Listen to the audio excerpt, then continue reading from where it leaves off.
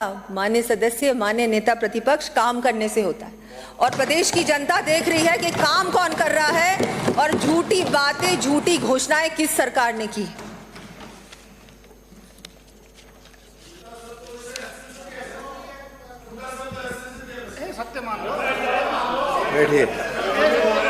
एक आपने जो बात रखी सरपंचों, नगरीय निकायों का, फाइनेंस कमीशन का, गत सरकार के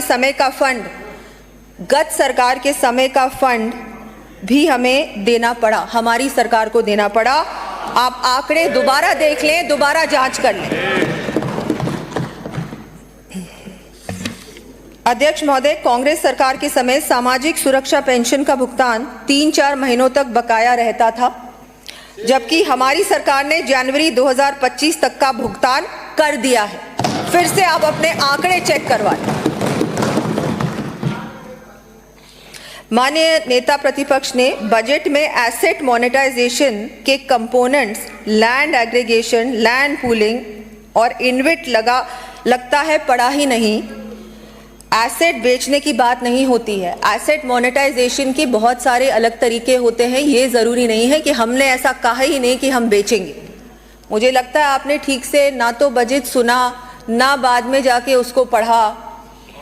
अब अगर निंदा ही करनी है तो थोड़ा सोच समझकर पढ़ के करें ना।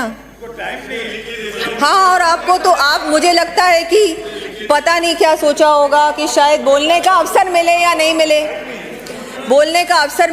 मिले, क्योंकि पिछली बार भी अवसर नहीं मिला। हमारे राज्यपाल महोदय के अभिभाषण पर तो अवसर मिला ही नहीं नेता प्रतिपक्ष जी को। बहुत दुख की बात है। अभी तो मुख्यमंत्री जी के प्रयासों की वजह से अवसर मिला।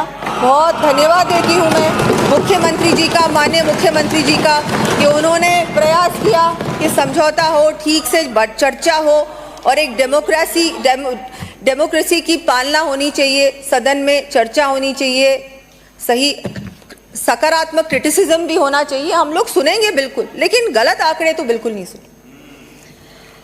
माननीय हमारे अध्यक्ष महोदय, शाहपुरा से आने वाले हमारे माननीय विपक्ष के सदस्य द्वारा सदन में टिप्पणी की गई बजट 2025-26 में कुछ कार्य, विशेषकर सड़कों के ऐसे कार्य भी, जो कि अभी माननीय हमारे नेता प्रतिपक्ष जी ने भी कहा कि कुछ ऐसे कार्य सम्मिलित किए गए जिनकी प्रशासनिक वित्तीय स्वीकृति एवं NIT जारी हो गई है, वह राशि केंद्र सरकार देती है।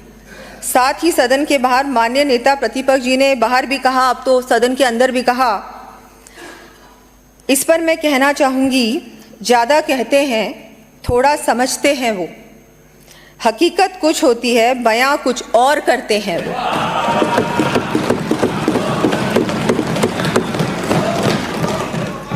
अध्यक्ष महोदय, बजट में मीडियम टर्म स्ट्रैटेजी के साथ आगामी वर्ष हाथ में लिए जाने वाले कार्यों का बैठिए, नो डिस्टर्बेंस।